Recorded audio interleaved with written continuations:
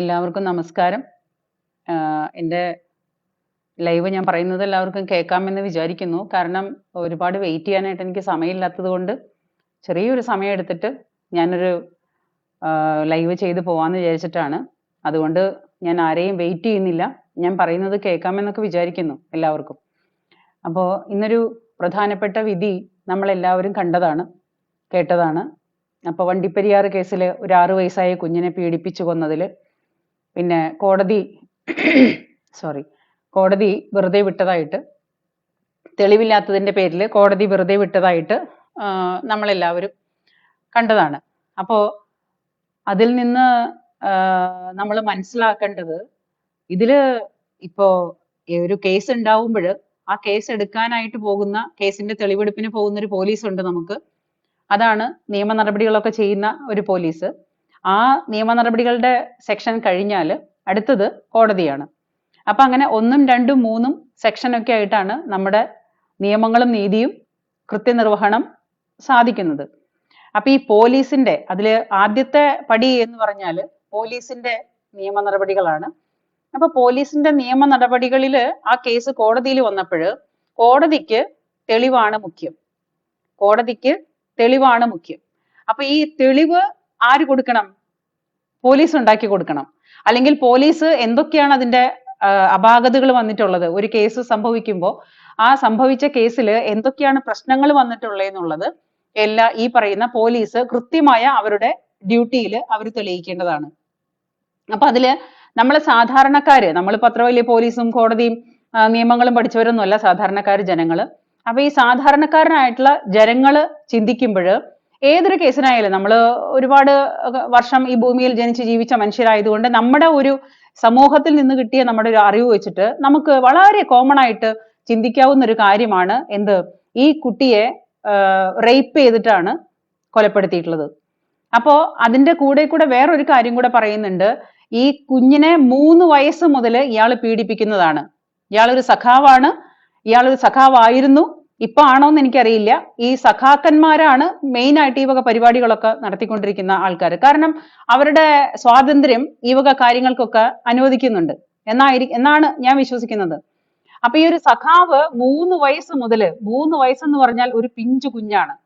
ഒരു 3 വയസ്സ് മുതൽ ഒരു കുഞ്ഞിനെ പീഡിപ്പിച്ച് പല ദിവസങ്ങളിലായിട്ട് അതിനെ ഉപദ്രവിച്ചിട്ട് 6ാമത്തെ വയസ്സിൽ ആ കുഞ്ഞിന് അവനൊരു കയ്യബദ്ധം പറ്റുന്നു. ആ കയ്യബദ്ധം എന്ന് പറഞ്ഞാൽ അവൻ പീഡിപ്പിച്ച് ഒരു ദിവസം അവന്റെ കയ്യിൽ പെട്ടു. കുഞ്ഞ് പിന്നെ അവന്റെ കൈകൊണ്ട് മരണപ്പെട്ടതാണോ, അവൻ ചെയ്ത് പ്രവൃത്തി മൂലം മരണപ്പെട്ടതാണോ, അതോ മരണപ്പെട്ടതിന് ശേഷം അവൻ കെട്ടിത്തൂക്കിയതാണോ, എങ്ങനെയാണോ എന്ന് എനിക്കറിയാൻ പാടില്ല. അത് അവിടെ സംഭവിച്ചു. അത് പോലീസ് തെളിയിക്കേണ്ട കാര്യമാണ്, നമ്മുടെ കാര്യമല്ല. അപ്പൊ ഈ സംഗതിയില് ഒരു റേപ്പ് കേസ് അല്ലെങ്കിൽ ഒരു പീഡന കേസ് എന്ന് പറഞ്ഞാല് അതിനകത്ത് ഏറ്റവും മുഖ്യമായിട്ടുള്ള ഒരു തെളിവ് വരുന്നത് അവന്റെ DNA തന്നെയാണ്. അപ്പൊ ഈ ഒരു കേസിന്റെ ഒരു ട്വിസ്റ്റ് എന്ന് പറഞ്ഞാല് ഈ പറയുന്ന ഈ വിരുദ്ധന്റെ, ഈ പറയുന്ന കാട്ടാളന്റെ, ഈ ദുഷ്ടന്റെ, ഈ കീചകന്റെ ഒരു DNA ടെസ്റ്റ് പോലീസ് കൊടുത്തിട്ടില്ല. അങ്ങനെ ഒരു സംഗതിയെ അവിടെ നടന്നിട്ടില്ലെന്ന്. അപ്പൊ നിങ്ങളൊന്ന് ചിന്തിച്ചു നോക്ക്, നമ്മുടെ നാട്ടിലെ പോലീസ് എന്ത് പണിക്കാണ് യൂണിഫോം ഇട്ടിട്ട് നടക്കുന്നതെന്നുള്ളത് അവര് തന്നെ സ്വയം ഒന്ന് വിലയിരുത്തേണ്ട സമയം അതിക്രമിച്ചു കഴിഞ്ഞു.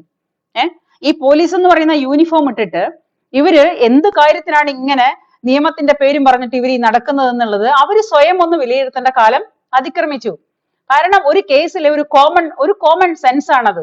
ഒരു കോമൺ സെൻസ്, ഒരു കുട്ടിയെ പീഡിപ്പിച്ചു എന്ന് പറഞ്ഞാൽ അവന്റെ DNA ടെസ്റ്റ് നടത്തുക എന്നുള്ളത് വളരെ ഒഴിവാക്കാൻ പറ്റാത്തൊരു സംഗതിയാണ്. അപ്പൊ ഈ ഒരു സംഗതിയില്, ഈ ഒരു കുട്ടിയുടെ DNA, അവന്റെ DNA ടെസ്റ്റ് ഇതില് അങ്ങനെ റിപ്പോർട്ടേ ഇല്ലെന്നുള്ളത് ഒന്നാമത്തെ പാളിച്ച. രണ്ടാമത് ഞാൻ പറയുന്നത്, ആ കുട്ടി ഒരു പട്ടികവർഗക്കാരി കുട്ടിയായിരുന്നു. അപ്പോ ഇതിന് ഞാൻ ഇത് എടുത്തു പറയാനായിട്ട് കാരണം അവർക്ക് ഒരുപാട് ഇളവുകളുണ്ട്. അങ്ങനൊരു വകുപ്പും കൂടെ വന്നു കഴിഞ്ഞാൽ കേസിന്റെ ലെവൽ മാറും.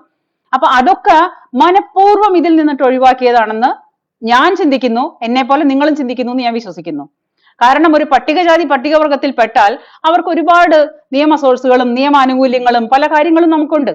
അപ്പൊ ആ കാര്യങ്ങളിൽ നിന്നിട്ടൊക്കെ അവർക്ക് അത് കിട്ടാൻ പോലും വകുപ്പില്ലാത്ത രീതിയിൽ കേസ് വളച്ചൊടിച്ചു. അത് രണ്ടാമത്തെ പാളിച്ച.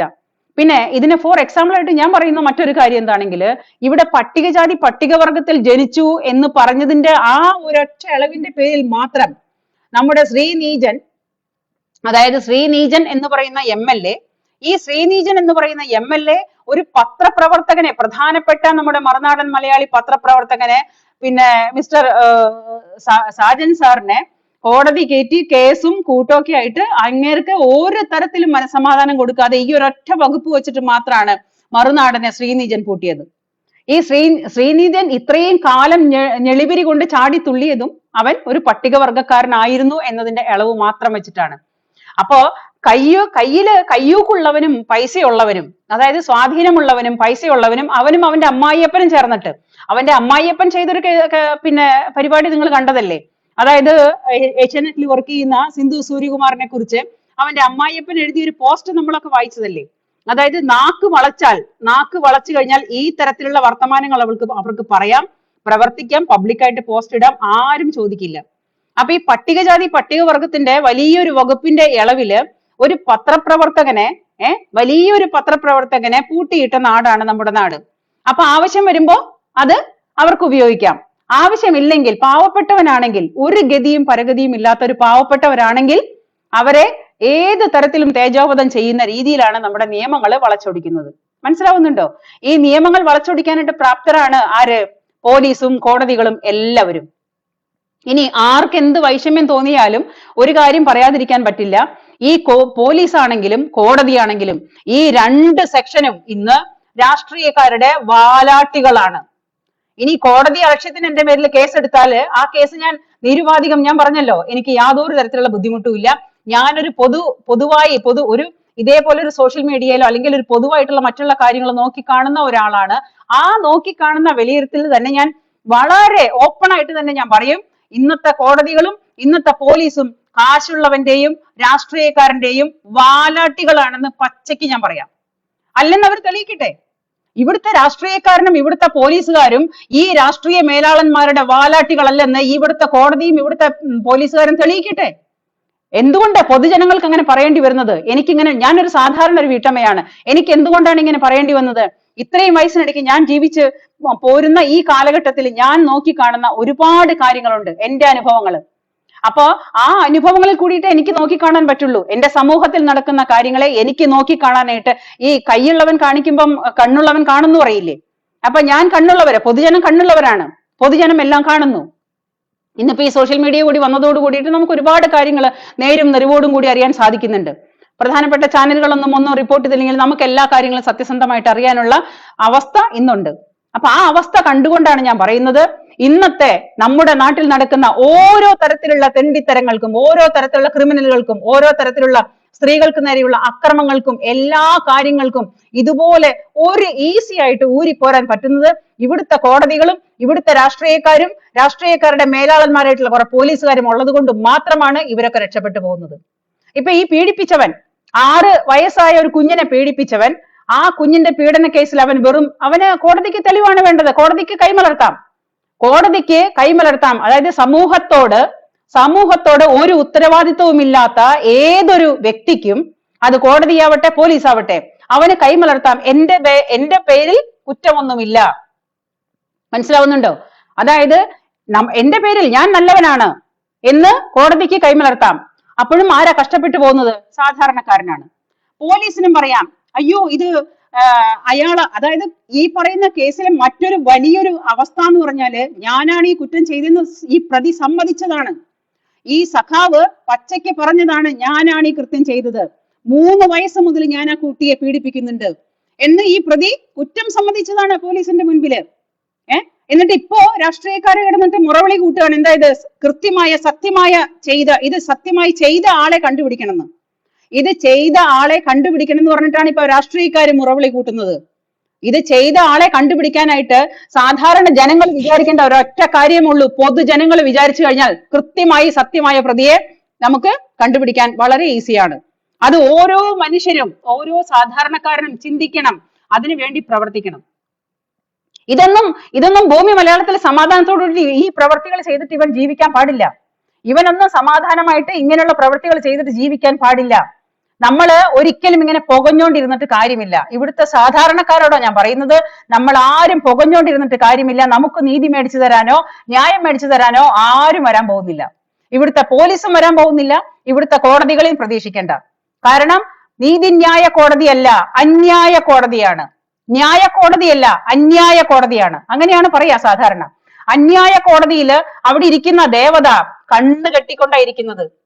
കാരണം എനിക്കിതൊന്നും കാണാൻ വയ്യ, ഇവിടെ നടക്കുന്ന ഈ തോന്നിവാസങ്ങൾ മുഴുവനും തോന്നിവാസങ്ങളാണ്, എനിക്കിതൊന്നും കാണാൻ വയ്യേ എന്നുള്ള രൂപത്തിൽ നീതി ദേവത കണ്ണ് കെട്ടിയിട്ടാണ് അവിടെ ഇരിക്കുന്നത്. അപ്പൊ ആരാ കാണുന്നത്? നീതി ദേവതയല്ലേ കണ്ണ് തുറക്കേണ്ടത്. നീതി ദേവത കണ്ണ് കെട്ടി ഇരുന്നിട്ട് പറയാണ് ഈ നടക്കുന്നതൊന്നും ഞാൻ കാണുന്നില്ല, എനിക്കറിയാൻ പാടില്ല എന്ന് കോടതി പറഞ്ഞു കഴിഞ്ഞാൽ പിന്നെ കോടതിക്ക് തെളിവാണ് വേണ്ടത്. നമുക്ക് എല്ലാവർക്കും അറിയാം, ഗോവിന്ദച്ചാമിയുടെ കേസിൽ തൂക്കുകയറ് വിധിച്ചിട്ടുള്ള ഗോവിന്ദച്ചാമിയെ സുപ്രീം കോടതി വെറുതെ വിട്ടത് കൊന്നതിന് തെളിവില്ലെന്ന് പറഞ്ഞിട്ടാണ്. എന്തൊരു ആഭാസത്തരാന്ന് നിങ്ങൾ ചിന്തിച്ചു നോക്കൂ. ഞാൻ ഒരിക്കലും കോടതിയെ കുറ്റം പറയുമല്ല, ആ സംഗതികളിൽ ചെയ്ത് വാദിക്കുന്ന വക്കീലന്മാരുടെ കഴിവാണ്. അപ്പൊ ഈ വക്കീലന്മാരുടെ കഴിവ് പറയുമ്പോൾ നമുക്ക് ചിന്തിക്കേണ്ട മറ്റൊരു കാര്യമുണ്ട്. ഈ വക്കീലന്മാരും മനുഷ്യരല്ലേ? കുടുംബവും ഭാര്യയും മക്കളും അമ്മയും പെങ്ങന്മാരും കുടുംബവും കുട്ടികളും ഒക്കെയുള്ള ഈ പറയുന്ന വക്കീലന്മാരും അന്യഗ്രഹ ജീവികളല്ലല്ലോ? ആണോ? എന്റെ സംശയം അതാണ്. അന്യഗ്രഹ ജീവികളാണോ ഈ വക്കീൽ എന്ന് പറയുന്നത്? ഒരു കേസ് ഉണ്ടായി കഴിഞ്ഞാൽ ആ കേസിന്റെ വാദിഭാഗവും പ്രതിഭാഗവും ഉണ്ടാവും. ഈ വാദിഭാഗമായാലും പ്രതിഭാഗമായാലും വാദിക്കുന്ന വക്കീലന്മാര് എത്ര നുണ പറഞ്ഞ്, ഈ പറയുന്ന ക്രിമിനൽ കേസുകളിലോ മറ്റുള്ള കേസുകളിലോ ആവട്ടെ, ഈ കൊച്ചു കുഞ്ഞിനെ, ഒരു 6 വയസ്സായ ഒരു കൊച്ചു കുഞ്ഞിനെ പിന്നെ പീഡിപ്പിച്ച് കൊന്നിട്ട് ആ പീഡിപ്പിച്ച് കൊന്ന കേസ് വാദിക്കാനും ഒരു വക്കീൽ ഉണ്ടായിട്ടുണ്ടാവില്ലേ? ഒരു മറുഭാഗത്ത് അവന്റെ ഭാഗം വാദിക്കാൻ ഒരു വക്കീൽ ഉണ്ടായിട്ടുണ്ടാവില്ലേ? ആ മറുഭാഗം വാദിച്ച വക്കീലും അവനൊരു മനുഷ്യനല്ലേ? അയാളും ഒരു മനുഷ്യനല്ലേ? അയാൾക്കും ഈ പറയുന്ന കുഞ്ഞുങ്ങളും കുട്ടികളും മക്കളും കുടുംബവുമായിട്ട് ജീവിക്കുന്ന ഒരു പച്ചയായ മനുഷ്യനല്ലേ? ഇതേപോലുള്ള വിധിയെല്ലാം നേടിയെടുത്തുകൊണ്ട് അവനൊക്കെ എങ്ങനെയാണ് അവന്റെ കുടുംബത്ത് പോയിട്ട് സമാധാനമായിട്ട് കിടന്നുറങ്ങുന്നത്? അവൻ എങ്ങനെ ഉറങ്ങാൻ പറ്റുന്നത്? നിങ്ങളൊന്ന് ചിന്തിച്ചു നോക്കിക്കേ. ഒരു മനുഷ്യൻ, ഇപ്പൊ നമ്മുടെ വീട്ടിലെല്ലാം കുഞ്ഞുങ്ങൾ ഉള്ളതാണ്. നമ്മുടെ കുഞ്ഞുങ്ങളെ നമ്മൾ ആക്സിഡന്റിലെയോ അല്ലെങ്കിൽ അറിയാതെയോ അല്ലെങ്കിൽ വല്ലാണ്ട് ദേഷ്യം വരുമ്പോഴോ നമ്മളൊന്ന് പിന്നെ വേദനിപ്പിക്കുകയോ അല്ലെങ്കിൽ അടിക്കുകയോ ചെയ്തു കഴിഞ്ഞാൽ നമുക്ക് ദിവസങ്ങളോളം അതിന്റെ മനസാക്ഷി കുത്താണ്. എന്റെ മോളെ ഞാൻ അങ്ങനെ വഴക്ക് പറഞ്ഞത് എനിക്ക് അത്രയും സങ്കടപ്പെടുന്ന ഒരു മനുഷ്യരായവര് സ്വന്തം കുഞ്ഞിനെ ശാസിച്ചാലോ അല്ലെങ്കിൽ നമ്മളൊന്ന് തല്ലിയാലോ അല്ലെങ്കിൽ നമ്മൾ വഴക്ക് പറഞ്ഞാലോ നമ്മുടെ മനസാക്ഷി നമ്മളെ ഒരുപാട് കുത്തി നോവിക്കാറുണ്ട്, ഇല്ലേ? അപ്പോ ഈ 6 വയസ്സായ ഒരു പിഞ്ചു കുഞ്ഞ് നമ്മുടെ ദേഹത്തൊന്ന് മുറിഞ്ഞാൽ, നിങ്ങളൊന്ന് ചിന്തിച്ചു നോക്കിക്കേ, നമ്മുടെ ദേഹത്തൊന്ന് മുറിഞ്ഞാല് നമുക്ക് കുറെ ദിവസത്തേക്ക് ആ ചുട്ടുനീറ്റൽ മാറില്ല, വേദന മാറില്ല. അല്ലെങ്കിൽ ഒന്ന് പൊള്ളിയാല്, ഒരു തുള്ളി വെള്ളം വീണ് ഒരു തുള്ളി എണ്ണ വീണ് പൊള്ളിയാല് നമ്മുടെ ദേഹത്ത് എത്ര നേരാണ് അതിന്റെ വേദന നിലനിൽക്കുക? നമുക്ക് സഹിക്കാൻ പറ്റുമോ? നമുക്കൊരു പല്ലുവേദന വന്നു, ചെവി വേദന വന്നു, തലവേദന വന്നു, സഹിക്കാൻ പറ്റുന്ന കാര്യങ്ങളാണോ? അല്ല. ഈ അവസ്ഥയിൽ നിന്നുകൊണ്ട് ആ ഒരു പിഞ്ചു കുഞ്ഞ് എത്ര സഹിച്ചിട്ടുണ്ടാവും? 3 വയസ്സ് മുതലാണ്. 3 വയസ്സെന്ന് പറഞ്ഞ കുഞ്ഞിന്റെ ശാരീരിക അവസ്ഥ എന്താണെന്ന് പെൺമക്കളുള്ള എല്ലാ അച്ഛനമ്മമാർക്കും അറിയാം, അല്ലേ? ഇനി സ്ത്രീകളായിട്ട് വളർന്നു വന്നിട്ടുള്ള ഇത്രയും കാലമായിട്ടുള്ള നമുക്കും നമ്മുടെ കുട്ടിക്കാലങ്ങളും എന്താണ്, ഒരു സ്ത്രീ എന്താണ്, അല്ലെങ്കിൽ ഒരു സ്ത്രീക്ക് ഉണ്ടായിട്ടുള്ള സംഗതികൾ എന്താണ്, ഒരു കുഞ്ഞു മക്കളുടെ അവസ്ഥ എന്താണ്, അവരെ ശാരീരിക ഘടന എന്താണ് എന്ന് ഈ ലോകത്തുള്ള മൂക്ക് കീഴ്പ്പെട്ടുള്ള ഏതൊരു മനുഷ്യനും തിരിച്ചറിയാവുന്നതാണ്, അല്ലേ? അത്രയും പോകുന്നൊരു പിഞ്ചു കുഞ്ഞിനെ പീഡിപ്പിച്ച് കാലങ്ങളോളം വർഷങ്ങളോളം പീഡിപ്പിച്ച് കൊന്നിട്ട് അവസാനം കൊന്നു കഴിഞ്ഞിട്ട് ഈ മറുഭാഗം വക്കീലിന്റെ മെടുക്കുകൊണ്ടാണല്ലോ, സോറി പനിയായിട്ട് കിടക്കായിരുന്നു, ഇപ്പോഴും കൃത്യമായിട്ട് മാറിയിട്ടില്ല. പക്ഷെ ഈ ഒരു കാര്യം പറയാതിരിക്കാൻ പറ്റിയില്ല, അതുകൊണ്ടാണ് നിങ്ങളുടെ മുന്നിൽ വന്നത്. എന്റെ ശബ്ദത്തിന് ഒരുപാട് ബുദ്ധിമുട്ടുണ്ട്, ഐ എം സോറി. അപ്പൊ ഈ ഒരു കൊച്ചു കുഞ്ഞിനെ ഇതുപോലെ പീഡിപ്പിച്ച് കൊല്ലുമ്പോൾ അത് ആ ഒരു കാര്യത്തിനെ വാദിച്ച് ജയിക്കാനും അപ്പുറത്തൊരു വക്കീലുണ്ടായി, അല്ലേ? ആ പൈസ കൊണ്ടുപോയിട്ട് അവന്റെ വീട്ടുകാരെ തീറ്റിപ്പോറ്റുന്നില്ലേ? ഈ 6 വയസ്സായ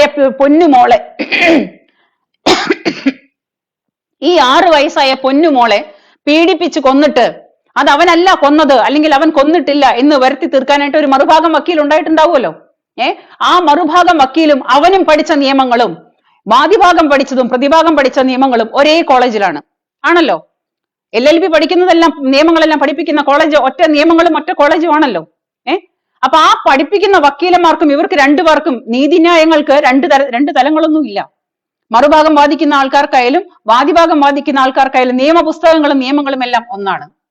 അങ്ങനെ ഇരിക്കെ ഒരു 6 വയസ്സായ ഒരു കുഞ്ഞിനെ പീഡിപ്പിച്ച് കൊന്നിട്ട് അവനെ രക്ഷപ്പെടുത്തി കൊണ്ടുപോകാനായിട്ട് അതിന്റെ എല്ലാ പഴുതുകളും അടച്ചു വെച്ചിട്ട്, അതായത് ചാർത്തേണ്ട വകുപ്പുകളൊന്നും ചാർത്താതെ, ആ കുട്ടി ഒരു പട്ടികജാതി വർഗത്തിൽപ്പെട്ട ഒരു കുട്ടിയായിരുന്നു, ആ വകുപ്പ് എഴുതി ചേർത്തിട്ടില്ല, ഈ പറയുന്ന റേപ്പ് ചെയ്തു അല്ലെങ്കിൽ പീഡിപ്പിച്ചു എന്ന് പറയുന്നവന്റെ DNA ടെസ്റ്റ് നടത്തിയിട്ടില്ല. ഇതെല്ലാം മനഃപൂർവ്വമായിട്ട് പോലീസ് ഒഴിവാക്കിയപ്പോ എന്തോ ഒരു കിഴങ്ങൻ പോലീസാണ്. ഇവിടുത്തെ പോലീസുകൾക്കൊക്കെ ബാർബർ ഷോപ്പ് ഇട്ടിട്ട് അവിടെ ചെരക്കാനിരുന്നൂടെ? എന്തിനാണ് പോലീസെ നിങ്ങൾ ഇങ്ങനെ സർക്കാരിൽ നിന്നിട്ട് പൈസയും കൈപ്പറ്റിയിട്ട് സർക്കാർ ഈ രാഷ്ട്രീയക്കാരുടെ വാലാട്ടികളായിട്ട് നടക്കുന്നത്? അത് ചെയ്തത് ഒരു സഖാവായിരുന്നു, അത് സഖാവായിരുന്നു. അതുകൊണ്ടാണ് അവിടെ നീതിന്യായങ്ങളൊന്നും വർക്ക് ചെയ്യില്ല. കാരണം സഖാവിനെ രക്ഷിച്ചെടുക്കാനായിട്ട് ഒരുപാട് തലങ്ങളിൽ നിന്ന് ഒരുപാട് സഖാക്കന്മാർ വരും. സഖാക്കന്മാർ ഒന്ന് ചിന്തിക്കണം, ഇതുപോലുള്ള കാര്യങ്ങൾ വരുമ്പോ സമൂഹം തിരിച്ചറിയുന്നുണ്ട് ഈ സഖാക്കന്മാരെ ഒരുമിച്ച് വെറുക്കുന്ന ഒരു ദിവസമാണ് ഇത് കേട്ടതോട് കൂടിയിട്ട്. ഇതിനു മുൻപും അങ്ങനെ തന്നെയാണ്. കാരണം സഖാക്കന്മാരെന്ന് പറഞ്ഞാൽ അവർക്ക് എന്തും ചെയ്യാം എന്നുള്ള ഒരു ലൈസൻസ് ഉള്ള ഒരു വർഗമാണ് സഖാക്കന്മാര്. അപ്പൊ ആ വർഗത്തിലേക്ക് നിങ്ങൾ ഇനിയും തരം താഴ്ത്തപ്പെട്ടുകൊണ്ടിരിക്കുകയാണ് ഇത്രയും അക്രമങ്ങൾ ചെയ്തിട്ട്. ഒരു 6 വയസ്സായ ഒരു കുഞ്ഞ് അതുപോലെ തന്നെയാണ്. പിന്നെ വാളയാറിലെ 2 പെൺകുട്ടികൾ ഇതുപോലെ തന്നെ പീഡിപ്പിച്ചു കൊന്നത്. 2 എണ്ണത്തിനെയും അവരുടെ വീട്ടിൽ വന്നു കയറിയ ഒരു സ്ഥിരക്കാര്, അവരുടെ വീട്ടിൽ വന്നിരിക്കുന്ന സ്ഥിരം മനുഷ്യരാണ് ഈ പണി ചെയ്തതെന്ന് പറയുമ്പോൾ എനിക്ക് അക്ഷരാർത്ഥത്തിൽ എന്താണ് മലയാളിയുടെ ചിന്താഗതി നഷ്ടപ്പെട്ടു പോയോ, ചിന്താശേഷി നഷ്ടപ്പെട്ടു പോയോ? എന്തുകൊണ്ടാണ് ഈ സമൂഹത്തിൽ നടക്കുന്ന കാര്യങ്ങൾ മനസ്സിലാക്കാത്തത്? അതോ ഈ സ്ത്രീകൾക്കൊന്നും ഈ സമൂഹത്തിൽ നടക്കുന്ന കാര്യങ്ങളായിട്ട് ഒരു ബന്ധവും ഇല്ലേ? ഈ കുട്ടിയെ 3 വയസ്സ് മുതൽ പീഡിപ്പിക്കുന്നു എന്ന് പറയുന്നു. 3 വയസ്സ് മുതൽ എന്റെ വീട്ടിലെ ഒരു സ്ത്രീ അല്ലെങ്കിൽ എന്റെ വീട്ടിലെ ഒരു പുരുഷൻ ആരാണെങ്കിലും ശരി അനാവശ്യമായിട്ട് വരുമ്പോൾ ആ പുരുഷൻ വരുന്നത് എന്തിനാണ്? അയാൾ എന്തുകൊണ്ടാണ് അവിടെ വരുന്നത്? അയാൾ എന്തൊക്കെ ചെയ്യുന്നു എന്നുള്ള പ്രവൃത്തികൾ ആ അമ്മയ്ക്ക് അറിയാതിരിക്കുവോ? ഞാൻ ഒരിക്കലും ഇപ്പം ആ ഒരു അവസ്ഥയിൽ നിൽക്കുന്ന അമ്മയെ കുറ്റപ്പെടുത്തുകയല്ല, ഞാനൊരു പച്ചയായ യാഥാർത്ഥ്യം ചോദിച്ചതാ. നമ്മുടെ വീട്ടില് നമ്മുടെ ഒരു പരിചയക്കാരൻ വരുവാണ്. നമ്മുടെ വീട്ടിൽ ഒരു പരിചയക്കാരൻ വരുമ്പോൾ ആ പരിചയക്കാരൻ എന്തൊക്കെ അവിടെ നടത്തുന്നു, എന്തൊക്കെ ചെയ്യുന്നു? അപ്പൊ ആ പരിചയക്കാരൻ ചെയ്യുന്ന പ്രവൃത്തികൾ നമുക്ക് എന്താ കണ്ണു കാണാൻ പാടില്ലേ? അതും ഒരു ദിവസമല്ല, 2 ദിവസമല്ല, 3 ദിവസമല്ല, 3 മാസങ്ങളല്ല, 3 വർഷവും 6 വർഷം എടുത്തു ഒരു കൊച്ചിനെ പീഡിപ്പിച്ച് അവസാനം കൊല്ലാനായിട്ട്. അപ്പൊ ഈ 6 വർഷം ഒരു കുഞ്ഞിനെ പീഡിപ്പിക്കുന്നവരെ ഈ സ്ത്രീ എവിടെയായിരുന്നു? ഇവർ ഉറങ്ങുമായിരുന്നു? ഇവര് പിന്നെ എല്ലാ മീഡിയകളും എല്ലാ ചാനലുകളും ഇന്ന് വളരെ ഗംഭീരമായിട്ട് റിപ്പോർട്ട് ചെയ്തിട്ടുണ്ട്. അവർ കോടതിയിൽ ഭയങ്കരമായിട്ട് പൊട്ടിത്തെറിച്ചു, അവര് അലറി കരഞ്ഞു എന്ന് പറഞ്ഞിട്ട്. ഈ അലറി കരച്ചിലും ഈ പറയുന്ന പൊട്ടിത്തെറിയും എല്ലാം ഒഴിവാക്കാമായിരുന്നല്ലോ അവനവന്റെ കുഞ്ഞു മക്കളെ അവനവന്റെ നെഞ്ചോട് ചേർത്തിട്ട് കൊണ്ടു നടന്നിരുന്നെങ്കിൽ. ഇനിയിപ്പോ സംഭവിച്ച കാര്യങ്ങളാണ്, നമ്മൾ ആരും കുറ്റപ്പെടുത്തിയിട്ട് കാര്യമില്ല. അവരുടെ വീട്ടിൽ എന്താണ് നടന്നതെന്നുള്ളത് നമുക്കറിയില്ല. പക്ഷെ എങ്കിലും ഒരു ദിവസം കൊണ്ട് സംഭവിച്ചതല്ലല്ലോ. നമ്മളെല്ലാവരും ചിന്തിക്കണം, നമ്മുടെ വീട്ടിൽ ആവശ്യമില്ലാത്ത മനുഷ്യർ കയറി വരുമ്പോൾ നമ്മുടെ സ്വന്തക്കാരായാലും ബന്ധുക്കാരായാലും വേണ്ടില്ല, നമ്മള് ഒരു കയ്യകലത്തിൽ നിൽക്കാൻ കുട്ടികളെ പഠിപ്പിക്കണം. നമ്മുടെ പെൺമക്കളെ എത്ര സ്വന്തപ്പെട്ടവരായാലും ശരി, എത്ര ബന്ധുക്കളായാലും ശരി, ഒരു ശരിയല്ലാത്ത മനുഷ്യരെ നമുക്ക് കണ്ടാൽ ശരിയല്ലെന്ന് തോന്നുന്നവരുമായിട്ട് നമ്മുടെ മക്കളുമായിട്ട് കമ്മ്യൂണിക്കേറ്റ് ചെയ്യാനായിട്ട് നമ്മൾ അവരെ പറഞ്ഞു മനസ്സിലാക്കണം. ഇനി നമ്മുടെ സ്വന്തക്കാരോ ബന്ധുക്കാരോ അല്ലെങ്കിൽ തന്നെ പുറത്തുള്ള മനുഷ്യരാണെങ്കിൽ കൂടിയിട്ട് നമ്മുടെ കുട്ടികൾ ഇടപെടുമ്പോൾ, നമ്മുടെ കുട്ടികളുടെ ദേഹത്ത് ടച്ച് ചെയ്യുമ്പോൾ, നമ്മുടെ കുട്ടികൾക്ക് വരുന്ന ഒരു എന്താ പറയാ, അവർക്ക് മനസ്സിലാക്കാൻ നമ്മൾ സ്നേഹത്തോടു കൂടിയിട്ട് അവരെ ടച്ച് ചെയ്യുന്നതും മറ്റൊരാള് ഒരു ബന്ധവുമില്ലാത്ത അല്ലെങ്കിൽ മറ്റൊരു തരത്തില് സെക്സിന് വേണ്ടിയിട്ട് നമ്മുടെ കുഞ്ഞുങ്ങളെ പിന്നെ സമീപിക്കുന്നവരും അവർ ടച്ച് ചെയ്യുന്നത് നമ്മുടെ കുട്ടികളെ പറഞ്ഞു മനസ്സിലാക്കണം. ഒരുപക്ഷെ നാട്ടിൻപുറത്തുള്ള അറിവില്ലാത്ത അമ്മമാർക്കൊന്നും ഇങ്ങനെ അറിയുന്നുണ്ടാവില്ല.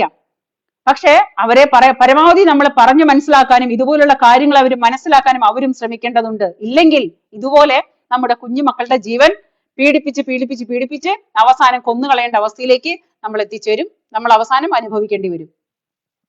ഇതിൽ സംഭവിച്ചു പോയിട്ടുള്ള ഓരോരോ ട്വിസ്റ്റുകളും ഓരോ തമാശകളാണ്, കോമഡിയാണ്, ഫുൾ കോമഡിയാണ്. ഒരാള് വർഷങ്ങളായിട്ട് പീഡിപ്പിച്ച് കൊല്ലുന്നു, സഖാവ് പീഡിപ്പിക്കുന്നു, സഖാവ് പീഡിപ്പിച്ച് അവസാനം കുട്ടി മരണപ്പെടുന്നു. ആ മരണപ്പെട്ട് അത് പീഡന കേസാണെന്ന് അറിഞ്ഞിട്ട് കൂടി DNA ടെസ്റ്റ് നടത്താതെ പിന്നെ കേസിന്റെ ഫയൽ എഴുതിയിട്ടുള്ള പോലീസ്, എല്ലാ കാര്യങ്ങളും തെളിവുകളും സംഘടിപ്പിച്ച പോലീസ്, ഗംഭീരമാണ് പോലീസ്. അപ്പൊ കേരള പോലീസിന് എല്ലാ തരത്തിലും ഭയങ്കരമായിട്ടുള്ള എഡ്യൂക്കേറ്റഡ് ആയിട്ടുള്ള പോലീസാണ്. പോലീസിന് യാതൊരു അറിവ് കുറവുകളും ഇല്ല. പക്ഷെ ഒരു കാര്യം ഞാൻ അടിവരയിട്ട് പറയട്ടെ, വിദ്യാഭ്യാസം. ഇതിപ്പോ കഴിഞ്ഞ ദിവസം നമ്മുടെ 24-ലെ പിന്നെ മൊട്ട പറയുന്നത് കേട്ടു. മൊട്ടയ്ക്ക് പറഞ്ഞു ഈ വിദ്യാഭ്യാസം ഒന്നും ഒരാളുടെയും പിന്നെ സ്വഭാവത്തെ പിന്നെ കാണിക്കുന്നില്ലെന്ന്. വളരെ സത്യമായ കാര്യമാണ്. അത് അയാൾ തന്നെയാണ് അതിന്റെ ഫോർ എക്സാമ്പിൾ. നമ്മുടെ 24-ലെ മൊട്ട തന്നെയാണ് അതിന്റെ എക്സാമ്പിള്. അപ്പൊ അത് കറക്റ്റ് ആണ്. വിദ്യാഭ്യാസം ഉള്ളത് കൊണ്ട് ഒരാളുടെയും സ്വഭാവം അത് ഒരിക്കലും അതുമായിട്ട് ബന്ധമില്ല. ക്യാരക്ടർ ഒരു മനുഷ്യന്റെ ക്യാരക്ടർ അവൻ പഠിച്ചതോ അല്ലെങ്കിൽ അവന്റെ എഡ്യൂക്കേഷനുമായിട്ട് യാതൊരു തരത്തിലുള്ള ബന്ധവും ഉണ്ടാവില്ല. അത് സത്യമായ കാര്യമാണ്. എത്ര എഡ്യൂക്കേറ്റഡ് ആയിട്ടുള്ള മനുഷ്യനാണെങ്കിലും വെറും തറ സ്വഭാവമാണെന്നുണ്ടെങ്കിൽ അതോടുകൂടി തീർന്നു. എപ്പോഴും മനുഷ്യന്റെ ചിന്താഗതികളാണ്. ഒരാൾക്ക് വേദനിക്കുമ്പോ സ്വയം വേദനിക്കുന്ന ഒരു മനസ്സുള്ളവൻ, മറ്റുള്ളവരുടെ ആത്മാർത്ഥതയുള്ളവൻ, മറ്റുള്ളവരെ ചതിക്കാത്തവൻ, മറ്റുള്ളവരുടെ മനസ്സാക്ഷിയുള്ളവര്, അതാണ് അവന്റെ ഏറ്റവും വലിയ വിദ്യാഭ്യാസം. ഒരു മനുഷ്യന്റെ ഏറ്റവും വലിയ വിദ്യാഭ്യാസം എന്ന് പറഞ്ഞാൽ പഠിപ്പോ വിവരമോ ഡിഗ്രികളോ അവൻ നേടിയെടുക്കുന്ന പിന്നെ IAS IPS അല്ലെങ്കിൽ മറ്റുള്ള ഉദ്യോഗങ്ങളോ ഒന്നുമല്ല. ഒരു മനുഷ്യന്റെ ഏറ്റവും വലിയ വിദ്യാഭ്യാസം അവന്റെ മനസ്സാക്ഷിയാണ്. ആ മനസ്സാക്ഷി ഉള്ളവൻ ഒറ്റ ക്ലാസ്സിലും പഠിച്ചില്ലെങ്കിലും കുഴപ്പമില്ല, 1-ാം ക്ലാസ്സിൽ പോലും പോവണ്ട, സ്കൂളിന്റെ മുറ്റത്ത് കൈകുത്തി വീഴണ്ട, അവന് മനസ്സാക്ഷി ഉണ്ടായാൽ മതി. അപ്പുറത്തുള്ളവന്റെ വേദന എന്താണെന്ന് മനസ്സിലാക്കാനുള്ള ഒരു മനസ്സുണ്ടായാൽ മതി, ഒരാളെ പറ്റിക്കാതിരിക്കാനുള്ള മനസ്സുണ്ടായാൽ മതി, മറ്റുള്ളവരുടെ ആത്മാർത്ഥത ഉള്ള ഒരു മനസ്സുണ്ടായാൽ മതി, മറ്റുള്ളവരുടെ സിൻസിയർ ആയിട്ട് കാര്യങ്ങൾ പറയാനും ഒരാളെ ചതിക്കാതിരിക്കാനുള്ള മനസ്സുണ്ടായാൽ മതി. അവനാണ് ഏറ്റവും വലിയ വിദ്യാസമ്പന്നൻ എന്ന് ഞാൻ പറയും. അങ്ങനെയുള്ള മനുഷ്യര് ഏത് പാവപ്പെട്ടവനായാലും ശരി, അങ്ങനെയുള്ള മനുഷ്യരാണ് സമൂഹത്തില് മാന്യമായിട്ട് ജീവിക്കാനും മാന്യമായിട്ട് പെരുമാറാനും മാന്യമായിട്ട് നടക്കാനും സാധിക്കുള്ളൂ. അല്ലാതെ എത്ര വെൽ എഡ്യൂക്കേറ്റഡ് ആയിട്ടുള്ള മനുഷ്യരാണെന്നുണ്ടെങ്കിലും, അവൻ എത്ര വിദ്യാഭ്യാസം ഉണ്ടെന്നുണ്ടെങ്കിലും, അവന് മനസ്സാക്ഷി ഇല്ലെങ്കിൽ, അവൻ സ്വാർത്ഥനാണെങ്കിൽ ഒരിക്കലും അവൻ ഈ സമൂഹത്തിന് ഒരു നല്ല ജീവി ആയിരിക്കില്ല, ഭൂമിക്ക് ഭാരമായിട്ടുള്ള ഒരു വേസ്റ്റ് ആയിരിക്കും.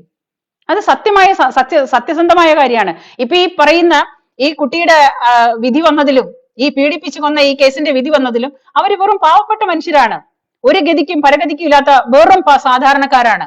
അപ്പൊ ആ സാധാരണക്കാരെ എങ്ങനെയൊക്കെ തരം താഴ്ത്താം, സാധാരണക്കാരനെ എങ്ങനെയൊക്കെ ഇവിടെ പീഡിപ്പിച്ചു കൊല്ലാം എന്നുള്ള അവസ്ഥയില് നടക്കുന്ന കുറെ രാഷ്ട്രീയക്കാരുണ്ട് ഇവിടെ. കാരണം രാഷ്ട്രീയ സ്വാധീനവും പണവും ഇത് രണ്ടും ഉള്ളവർക്ക് മാത്രം ഈ ഭൂമിയിൽ ജീവിച്ചാൽ മതി, ബാക്കി ആരും ഈ ഭൂമിയിൽ ജീവിക്കേണ്ട. അതാണ് ഇന്നത്തെ കാലം. ഈ കലികാലത്ത് രാഷ്ട്രീയ സ്വാധീനമുണ്ടെങ്കിൽ, അവൻ പണക്കാരനും കൂടിയാണെങ്കിൽ അവന് ഇവിടെ എന്തും നേടാം. ഇപ്പൊ ഈ കുട്ടിയുടെ അവസ്ഥയില് അപ്പൊ അവരെ ഒരുപാട് പണമുള്ള വിദ്യാഭ്യാസമുള്ള ഒരു സ്ത്രീ ആയിരുന്നെങ്കിൽ അവരുടെ കുട്ടിക്ക് എന്നോ നീതി കിട്ടിയേനെ. അപ്പൊ ഇവിടെ നീതിയും ന്യായവും തീരുമാനിക്കുന്നത് പണമാണ്, രാഷ്ട്രീയമാണ്. ഇന്ന് ഭരിക്കുന്ന സർക്കാരാണെങ്കിലും അല്ലാത്ത സർക്കാരാണെങ്കിലും രാഷ്ട്രീയത്തിന്റെ മേലങ്കി അണിഞ്ഞ് നടക്കുന്ന ആരെങ്കിലും ആണെങ്കിൽ അവൻ ഇവിടെ എന്തും ചെയ്യാം, എന്തും ചെയ്തിട്ട് അവൻ ഈസി ആയിട്ട് ഊരിപ്പോരാം. ഇപ്പൊ കണ്ണൂരാണെങ്കിലും മറ്റുള്ള സ്ഥലങ്ങളിലാണെങ്കിലും ഉണ്ടാവുന്ന രാഷ്ട്രീയ കൊലപാതകങ്ങൾ, ഏറ്റവും കൂടുതൽ രാഷ്ട്രീയ കൊലപാതകങ്ങൾ ഉണ്ടാവുന്ന കണ്ണൂരാണ്. അപ്പൊ ആ ഉണ്ടാവുന്ന രാഷ്ട്രീയ കൊലപാതകങ്ങളില് ചിലപ്പം കൊല ചെയ്യപ്പെടുന്ന അല്ലെങ്കിൽ അത് കണ്ടു നിൽക്കുന്ന സാക്ഷികള് അല്ലെങ്കിൽ കൊല ചെയ്തവനൊന്നുമല്ല ശിക്ഷിക്കപ്പെടാറ്, മറ്റാരെങ്കിലും ഒക്കെ ആണ്. കൊല ചെയ്തവൻ ഇപ്പൊ ഈസി ആയിട്ട് ഊരിപ്പോരും. അതൊക്കെ ഒരു അണ്ടർസ്റ്റാൻഡിങ് രാഷ്ട്രീയം, ഒത്തുതീർപ്പ് രാഷ്ട്രീയം. ഞാനിവിടെ ഒരു രാഷ്ട്രീയ പാർട്ടികളെയും ഞാൻ എന്താ പറയാ കഴുകി വീണിക്കാൻ ഞാൻ ആളല്ല. കാരണം എല്ലാം ഒന്നിനൊന്ന് മെച്ചമാണ്. ഇങ്ങനെയുള്ള കാര്യങ്ങളില് ഇവിടുത്തെ ഓരോ രാഷ്ട്രീയ പാർട്ടികളും തമ്മിൽ അഡ്ജസ്റ്റ്മെന്റ് രാഷ്ട്രീയമാണ്. ഇന്നും ഞാൻ പറയുന്നു, അന്നും പണ്ടും ഞാൻ പറഞ്ഞിരുന്നു, ഇവിടുത്തെ ഓരോ രാഷ്ട്രീയ പാർട്ടികളും അഡ്ജസ്റ്റ്മെന്റ് രാഷ്ട്രീയമാണ്. സത്യമായ കാര്യമാണ്. അവരുടെ പാർട്ടിയിലുള്ള ഒരു കാര്യങ്ങൾക്ക് പൊള്ളുമ്പോ ഇപ്പുറത്തുള്ള ആൾക്കാരെ സഹായിക്കും, മാർക്സിസ്റ്റുകാർക്ക് പൊള്ളുമ്പോ കോൺഗ്രസ്സുകാരെ സഹായിക്കും, കോൺഗ്രസ്സുകാർക്ക് പൊള്ളുമ്പോ മാർക്സിസ്റ്റുകാർക്ക് സഹായിക്കും.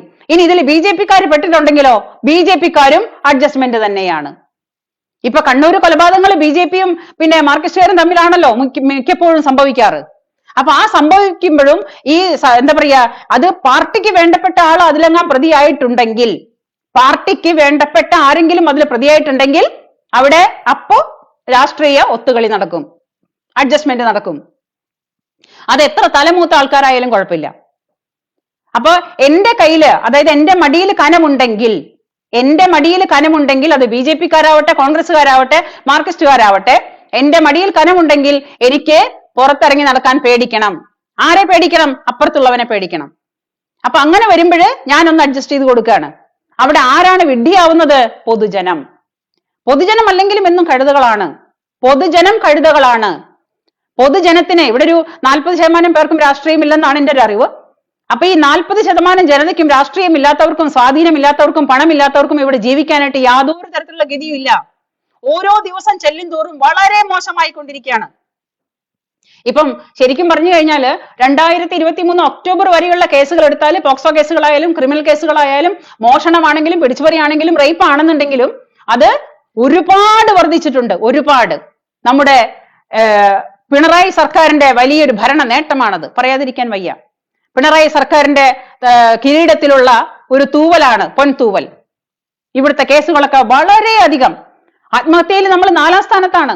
ആഹാ, സൂപ്പർ അല്ലേ? ആത്മഹത്യയുടെ കാര്യത്തില് കേരള ജനത 4ാം സ്ഥാനത്താണ്.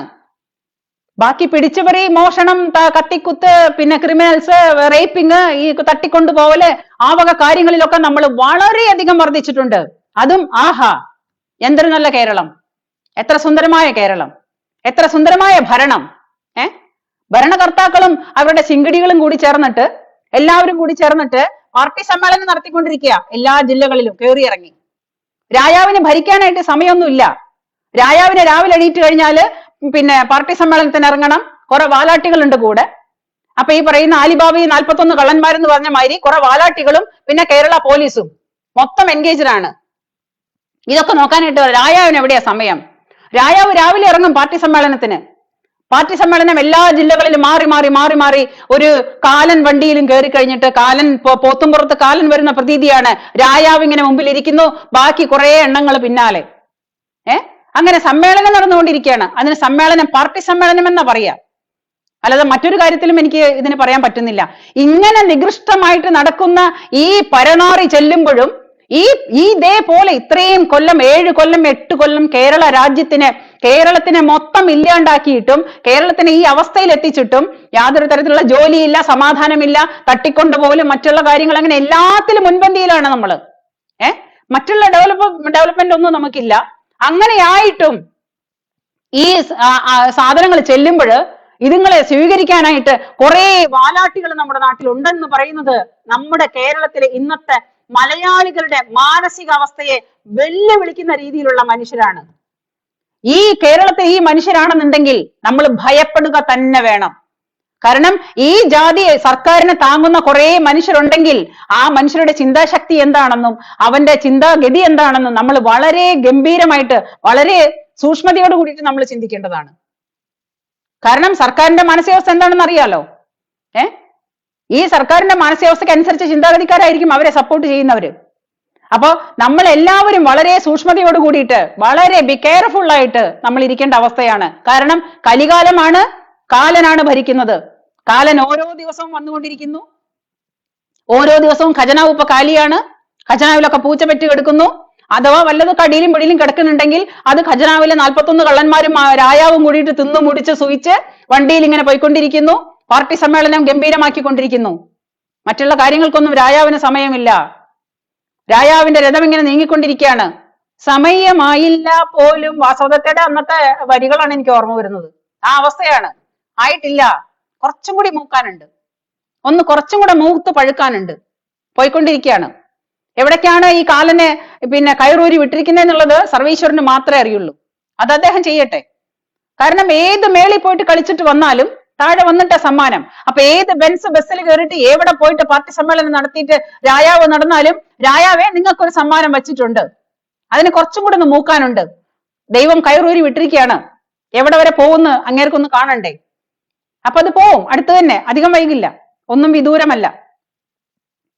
അപ്പൊ ഈ പറയുന്ന ഈ പ്രീണന രാഷ്ട്രീയം, ഒത്തുതീർപ്പ് രാഷ്ട്രീയം നമ്മുടെ നാട്ടിൽ ഉള്ളിടത്തോളം കാലം ഇവിടെയുള്ള ഓരോ മനുഷ്യർക്കും യാതൊരു തരത്തിലുള്ള നീതിയും കിട്ടുമെന്ന് നിങ്ങൾ ആരും ചിന്തിക്കേണ്ട. കാരണം നീതിയും ന്യായവും രാഷ്ട്രീയക്കാരന്റെ കയ്യിലുള്ള ചട്ടുകമാണ്. അവൻ ഇഷ്ടമുള്ള പോലെ അവൻ തിരിച്ചും മറച്ചും ഇളക്കിക്കൊണ്ടിരിക്കും. അവൻ ഇഷ്ടമുള്ള പോലെ. അത് പാവപ്പെട്ടവനാണെങ്കിൽ അവന് ഇല്ല, നിനക്ക് നീതിയില്ല, പോടാ, ഓടറാ. പൈസ ഉണ്ടവനാണോ, നിനക്ക് ഏതെങ്കിലും മന്ത്രിമാരെ ആയിട്ട് പിന്നെ പരിചയമുള്ളവരാണോ, എന്നാ നീ പോര്. നമ്മുടെ PV അൻവറും നമ്മുടെ ശ്രീജനൊക്കെ കളിച്ച പോലുള്ള കളികളൊക്കെ കളിക്കണമെങ്കിൽ പൈസ വേണം, രാഷ്ട്രീയം വേണം, രാഷ്ട്രീയ പിടിപാടുണ്ടാവണം. ഇവിടെ രാഷ്ട്രീയ പിടിപാടുണ്ടായി കഴിഞ്ഞാൽ ഈ രാഷ്ട്രീയക്കാർക്ക് എങ്ങനെയാണ് സ്ഥാനം കിട്ടുന്നത്? ഈ രാഷ്ട്രീയ പിടിപാട് എങ്ങനെയാണ് ഉണ്ടാവുന്നത്? പാവപ്പെട്ട ഈ ജനങ്ങള് വോട്ട് ചെയ്ത് ജയിപ്പിച്ചിട്ടുമാണ് ഇവര് തലപ്പത്തിരിക്കുന്നത്. പക്ഷെ ആ വോട്ട് കിട്ടുന്നവരെ അവർക്കൊരു വാല്യൂ ഉള്ളൂ. വോട്ട് കിട്ടിക്കഴിഞ്ഞാൽ പിന്നെ പുറംകാലിന് അടിയാണ്, പിന്നെ കഴുതകളാണ്. ഈ വോട്ട് കിട്ടാൻ വേണ്ടിയിട്ട് നമ്മുടെ ഉമ്മർത്ത് വരും. അപ്പൊ അഡിക്റ്റ് ആയിട്ട് കിടക്കുന്ന കുറെ സ്ഥിരം കഴുതകളുണ്ട്, കുറെ വിഡ്ഢി കുശ്മാണ്ടങ്ങള്. അവര് പറയും ഞങ്ങൾ ഒരിക്കലും പാർട്ടി മാറില്ല, ഞങ്ങൾ മരിക്കുകയാണെങ്കിലും ഞങ്ങളുടെ പാർട്ടി മാറില്ല, ഞങ്ങൾക്ക് പാർട്ടിയാണ് വലുത്. ഈ പാർട്ടി കളിക്കുന്ന കളികളാണ് സാധാരണക്കാരന് പോലും നീതിയില്ലാത്ത അവസ്ഥ. രാഷ്ട്രീയക്കാരനാണോ സ്വാധീനമുണ്ടോ, പൈസയുണ്ടോ, നിനക്ക് നീതിയുണ്ട്. അപ്പൊ നീതിക്ക് എവിടെയാ പ്രശ്നം പറ്റിയത്? കോടതിയിലാണോ, അതോ പോലീസുകാർക്കാണോ, അതോ രാഷ്ട്രീയക്കാർക്കാണോ? നമ്മൾ ചിന്തിക്കേണ്ടതാണ്. നമ്മൾ കഴുതകളല്ലല്ലോ, നമ്മൾക്ക് എന്നും കഴുതകളായിട്ട് ഇരുന്നാൽ മതിയോ? നാളെ നമ്മുടെ കുടുംബത്തും ഇത് വരും. നാളെ നമ്മുടെ കുടുംബത്തും ഇതൊക്കെ വരും. നമ്മൾ വളരെ അലർട്ടായി ഇരിക്കണം. എന്തായാലും നമ്മുടെ വീട്ടിൽ വരുന്ന അന്യരാണെങ്കിലും, നമ്മുടെ വീട് ഇപ്പം സത്യം പറഞ്ഞു കഴിഞ്ഞാൽ നമ്മുടെ വീട്ടിൽ എന്തെങ്കിലും ഒരു സാധനങ്ങൾ വിൽക്കാൻ വന്നൊരു മനുഷ്യരെ വരെ ഇപ്പം വിശ്വസിക്കാൻ പറ്റാത്ത അവസ്ഥയിലേക്ക് മാറി കാര്യങ്ങൾ. എന്തെങ്കിലും സാധനങ്ങൾ വിൽക്കാനോ എന്തെങ്കിലും നമ്മുടെ വീട്ടിലേക്ക് കയറി വരുമ്പോ ഭയം വരുന്നു, ഭയപ്പാട് വരുന്നു. എങ്ങനെ വിശ്വസിക്കും? എനിക്കൊരാളെ വിശ്വാസമില്ല ഇപ്പോ. എന്തുകൊണ്ടാ ഞാൻ ഇങ്ങനെ ആയത്? ഈ സമൂഹം എന്നെ ഇങ്ങനെ ആക്കിയതാ. എന്റെ അനുഭവങ്ങളെ കൊണ്ട് എനിക്ക് ഇങ്ങനെ ചിന്തിക്കേണ്ടി വന്നതാ. ആണല്ലോ, നമ്മൾ എല്ലാവരും ചിന്തിക്കേണ്ട കാര്യമാണത്. നമ്മുടെ വീട്ടില് അനാവശ്യമായിട്ട് കയറി വരുന്ന ഒരു മനുഷ്യരെ നമ്മുടെ വീട്ടിൽ കയറ്റണ്ട. കാരണം കഴിഞ്ഞ ദിവസം ഒരു കൊച്ചു കുഞ്ഞിനെ കിഡ്നാപ്പ് ചെയ്തില്ലേ? ആരാണ്? ഏറ്റവും കൂടുതൽ സ്റ്റാൻഡേർഡിൽ ജീവിക്കുന്ന കുറെ മനുഷ്യരാണ് അതിനിടയിൽ പ്രതികളായത് എന്ന് പറയുന്നു. എന്താണ് നാടകം എന്നറിയില്ല. എന്നിട്ട് ആ കുട്ടിയെ തട്ടിക്കൊണ്ട് പോയി കഴിഞ്ഞിട്ട് ആ കുട്ടിയെ പിറ്റേ ദിവസം ഒരു കുഴപ്പവുമില്ലാതെ പബ്ലിക് പ്ലേസിൽ കൊണ്ടുവച്ചിട്ട് അവർ ഈസി ആയിട്ട് ഊരിപ്പോയി. നിങ്ങളൊന്ന് ചിന്തിച്ചു നോക്കിക്കേ ഇവിടുത്തെ തമാശകൾ എന്തൊക്കെയാണെന്ന്. ഈ പറയുന്ന സ്ത്രീയെ പിന്നെ ഓട്ടോറിക്ഷയിൽ കയറ്റിയിട്ടാണ് ഒരാൾ അവിടെ കൊണ്ട് ഇറക്കിയത്. അപ്പൊ ആ ഓട്ടോറിക്ഷക്കാരൻ കാലത്ത് തലേ ദിവസം കൊച്ചിനെ കാണാണ്ടായിട്ട്, തലേ ദിവസം ഉച്ചതിരിഞ്ഞിട്ട് കൊച്ചിനെ കാണാനില്ലാണ്ടായിട്ട് അന്വേഷിക്കാൻ തുടങ്ങി. സർവമാന നാട്ടുകാരും പുറത്തിറങ്ങി, സോഷ്യൽ മീഡിയയില് മറ്റുള്ള ചാനലുകളിലും ന്യൂസ് ഇങ്ങനെ വന്നുകൊണ്ടേയിരിക്കുന്നു. എന്നിട്ടും ഏതോ ഒരു ഓട്ടോറിക്ഷക്കാരൻ ആ സ്ത്രീയെ കയറ്റിയിട്ട് അവിടെ കൊണ്ട് ഇറക്കിയിട്ട് പോയി. അപ്പോ അയാളൊന്ന് ചിന്തിക്കുന്നത് പോലും ഇല്ലേ? ഒരു കൊച്ചിനെ കാണാണ്ടായിട്ട് കുറെ ദിവസങ്ങളായിട്ട്, തലേ ദിവസം തൊട്ട് കുറെ മനുഷ്യരെ പുറകിലാണ്. ഇങ്ങനെ ന്യൂസ് നമ്മുടെ നാട്ടിൽ നടക്കുന്നുണ്ട്. ഇതാരാണ്? ഒരു കുട്ടിയെ, ഒരു സ്ത്രീയെ കാണുന്നു. നമ്മളൊന്ന് ചിന്തിക്കില്ലേ? നമുക്കതിനൊന്നുള്ള സമയമില്ല. മറ്റുള്ളവരുടെ കാര്യങ്ങൾ നോക്കാൻ. നമ്മുടെ അയൽവക്കത്ത് ആര് താമസിക്കുന്നു, അവിടെ എന്ത് സംഭവിക്കുന്നു, അവിടെ എന്ത് നടക്കുന്നു, ഇതൊന്നും നമ്മുടെ ചിന്താ വിഷയങ്ങളെ അല്ല. നമ്മൾ ഏതോ ലോകത്താണ്. മലയാളി ഏതോ ലോകത്താണ്. അവൻ എന്തിനോ വേണ്ടി പാഞ്ഞുകൊണ്ടിരിക്കുക. എന്തിനാണെന്ന് വെച്ചാൽ അവന് തന്നെ ബോധമില്ല. നമ്മുടെ നാട്ടിൽ ഒരു കാര്യം നടന്നു കഴിഞ്ഞാൽ, ആ കേസുമായിട്ട് ബന്ധപ്പെട്ട ഒരു കാര്യം നമ്മുടെ കൺമുന്നിൽ വന്നു കണ്ടാൽ നമ്മൾ ശ്രദ്ധിക്കുന്നില്ല, നമ്മൾ കാണുന്നില്ല. നമ്മുടെ വീട്ടിൽ ഇനിയും വരും. ഇനിയും ഇതുപോലെ നമ്മുടെ നാട്ടിൽ ഇപ്പൊ ഏതെങ്കിലും ആൾക്കാർ നമ്മുടെ വീട്ടിൽ വന്നിട്ട് ഏതെങ്കിലും സ്ത്രീകളെ ഭംഗിയായിട്ട് അവളുടെ സ്വർണ്ണ ചെയിനോ അല്ലെങ്കിൽ സ്വർണ്ണങ്ങളോ കവർന്ന് ഭംഗിയായിട്ട് അവർ ഊരിപ്പോവും. അത്രയ്ക്കും പടുവിഡ്ഢിയാണ് മലയാളി. കാരണം ഒരു പ്രാവശ്യം പറ്റിയാലും പഠിക്കില്ല, പിന്നെ പറ്റിയാലും പഠിക്കില്ല, എത്ര അടി കൊണ്ടാലും പഠിക്കാത്ത ഒരാളാണ് മലയാളി. എന്തുകൊണ്ടാണ് ഇങ്ങനെയെന്ന് മനസ്സിലാവുന്നില്ല. ഈ രാഷ്ട്രീയക്കാരുടെ, ഈ ഊച്ചാളി രാഷ്ട്രീയക്കാരുടെ പറ്റിക്കൽ കണ്ടാൽ തന്നെ മനസ്സിലാക്കാത്ത മലയാളിയല്ലേ നമ്മുടെ നാട്ടില് ഇത്രയും കൊല്ലങ്ങളായിട്ട്, കഴിഞ്ഞ 10-70 കൊല്ലമായിട്ട് പറ്റിച്ചുകൊണ്ടിരിക്കുന്ന കുറെ രാഷ്ട്രീയക്കാരുണ്ടല്ലോ. കോൺഗ്രസ്സുകാരെ കുറെ കാലം പറ്റിക്കും, അത് കഴിഞ്ഞാൽ പിന്നെ മാർക്സിസ്റ്റുകാരെ പറ്റിക്കും, പിന്നെ BJP-ക്കാർക്ക് അതിനിടയിൽ വരാൻ പറ്റിയിട്ടില്ല. അതുകൊണ്ട് അവരെ കുറിച്ച് എനിക്ക് പറയാൻ അറിയില്ല.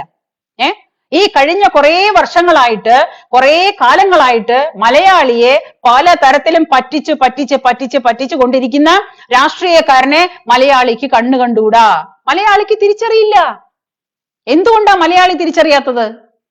അവന്റെ ഗതികേട്. അപ്പോ നാളെ നമ്മുടെ വീട്ടിലായാലും ഇതൊക്കെ സംഭവിക്കാനായിട്ട് അധിക സമയമൊന്നും വേണ്ട.